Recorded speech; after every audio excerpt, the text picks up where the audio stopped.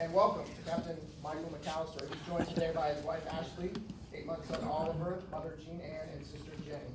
Congratulations to all of you in your support of Michael to get to this point. And Michael's no stranger to the 261st MMB, and he'll be bringing incredible experience that he got working on our Brigade S14, previously as an XO in our 51st Medical Logistics Company, and had some platoon leader time before that.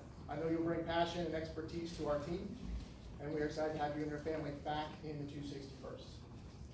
I've been really impressed in our recent conversation about the perspective you gained by working on the staff. That's an important perspective that's going to help you and our whole team.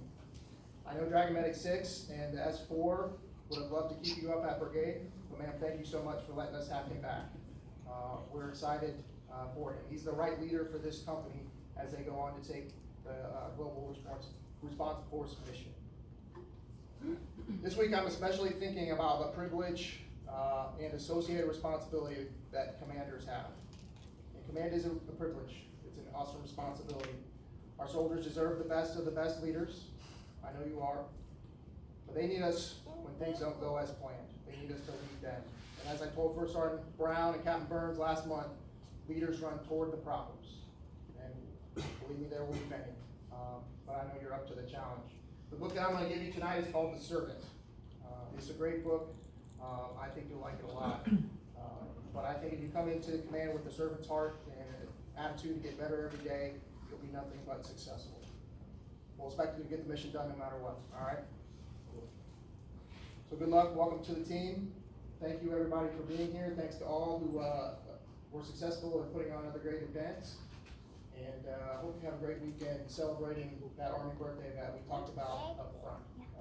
Give a little thought of that. Please be safe. And for those in the 261st that are getting ready to go on a mission, relax, rest, and then we'll be ready to get after it. So, proud to train and save Dragon Medics.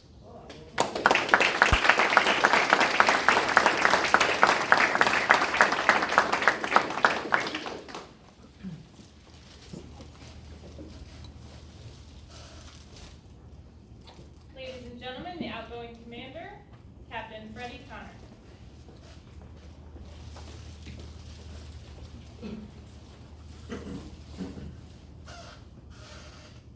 Don't worry. Y'all know I don't talk very much, so it'll be fine.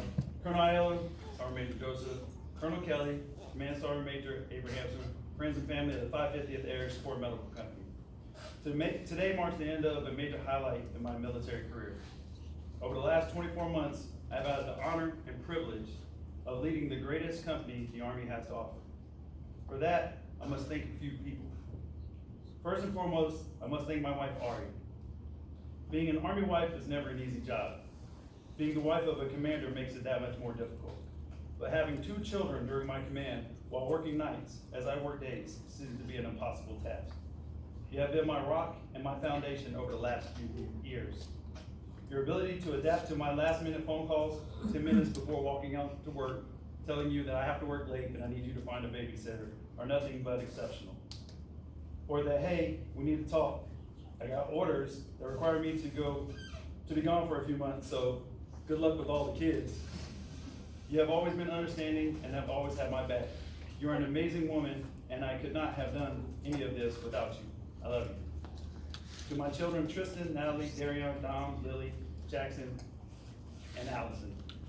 Thank you all for being understanding and all the time away, and always be willing to step up and help out when I wasn't there. To my father-in-law, Sergeant First Class Retired J.P. Octonine. Thank you for all the lessons you have taught me over the years. The greatest lesson of which is relationship building. Understanding that building strong, lasting relationships can be the most crucial part of your success. For the company, when I say I know a guy, he's the guy. Colonel Aiello, when you said you don't accept flipples, he is the reason we didn't have any. Any issue I ever had, you have my back. If I needed something, I would reach out to him and he would say, call this guy. He proved time and time again that relationships we build in the Army will remain with you throughout your life. So thank you for that, for always taking care of me. To my best friend of 26 years, Mr. LeVar Wright.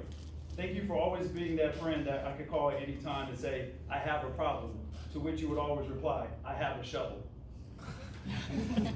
Thank you for always listening and being the voice of reason when the things didn't always make sense. LeVar being here today is kind of special. His father-in-law is Colonel retired Butch Murphy, the original 261st commander and former 44th Brigade commander. So him being here is kind of fitting for this occasion. So thank you for being here with us. Now to my military family. Colonel Aiello, you are the bravest commander I have had the honor of working for. You truly exemplify what it means to assume risk. Letting me remain in command must have been a military career, so I'm grateful. I must say working for you, ma'am, has been very challenging and rewarding. On one hand, requiring us to know that Bob from the third shift at the plant in South Carolina made the bolt that was inspected by Harry, who was hungover after a long night of drinking, may not work so well in a few weeks. So I need to go ahead and call Tom because it will be 6 weeks before I get the next part and my services will probably be overdue, so I better have a plan in place. I have never thought in that level of detail, and for that I feel you have made me a better officer, so thank you. And on the other hand, you have made it very clear that you care for the soldiers and understand without them nothing is possible. So thank you, ma'am. Command Sergeant Major Joseph, even though you're not here, thank you for having the foresight to provide me with the greatest first sergeant a company commander could ask for. When we first met, I told you I had my reservations and you told me we would be fine. You were not wrong. Your decision helped me make my time as a commander successful. I really appreciate you taking care of me and I'll always be grateful.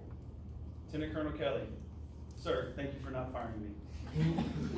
I know you were tempted a few times and it crossed your mind. Honestly, I would have fired you. I will say I learned a lot from you. There have been many times when I came to you and I asked you, sir, should I do this or should I do that? At which you would look at me and go, interesting. And that's where the conversation would end. I realize now you trusted me to figure it out and allow me the opportunity to work through my issue on my own. You never micromanaged me and allowed me to grow my company as I saw fit. You were always constant in your message. We serve the soldiers. We must be present and ready at the point of entry, at what may be the most critical time in their lives, or as the SOMED from my last unit would say, be their best bet on their worst day. We must remain prepared to provide world-class medical care anywhere in the world at any time. I fully believe the 550th is completely repaired and ready to execute when you need them. Command Sergeant Major Abrahams, thank you for always supporting the Renegades, wearing our shirt, and making sure you kept us honest. You were always present and ensured the troops were taken care of. No matter where I go, I always remember that my name is Connor, and I am the spearhead member. To my lieutenants, Lieutenant Mancy have grown so much in the short time in the Army.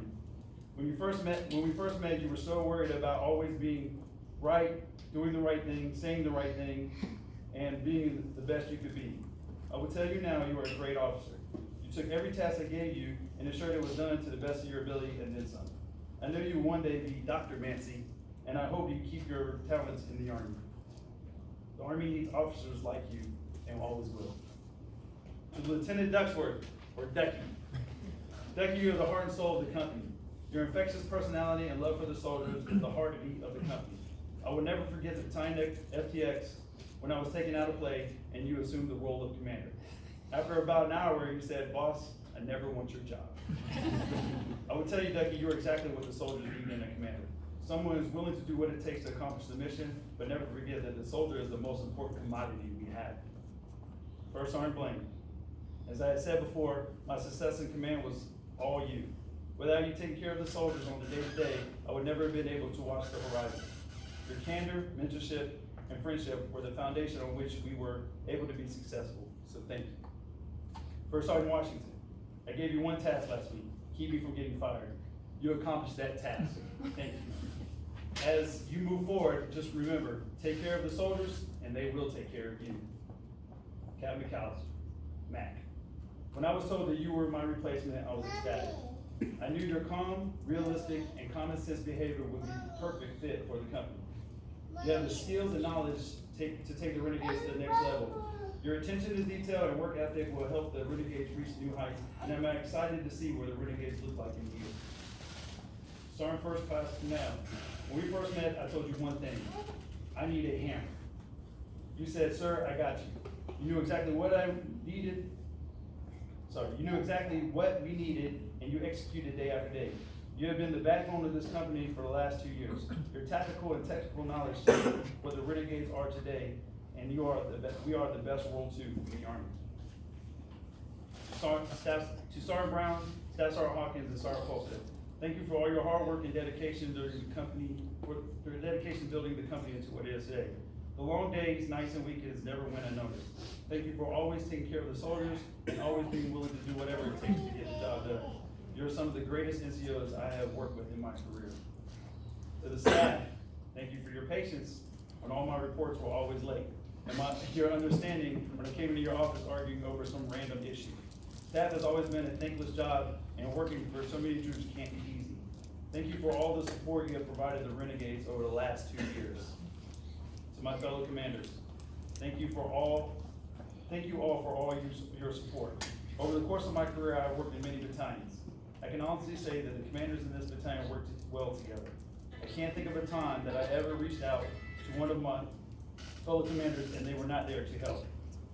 To all the new commanders, continue this tradition. Command is something you can't do alone. You will always need one another, and it will be instrumental to your success. And finally, to the soldiers of the Renegade family. It would take me a few hours to list all the things that we have accomplished and how each and every one of you have impacted my life. There are so many stories that come to mind that make me laugh on a daily basis. I would just say, thank you for all the memories. They will be the greatest gift of my command. I love each and every one of you, and you will be truly missed. Renegade 6, signing off, Broken Arrow. Hey.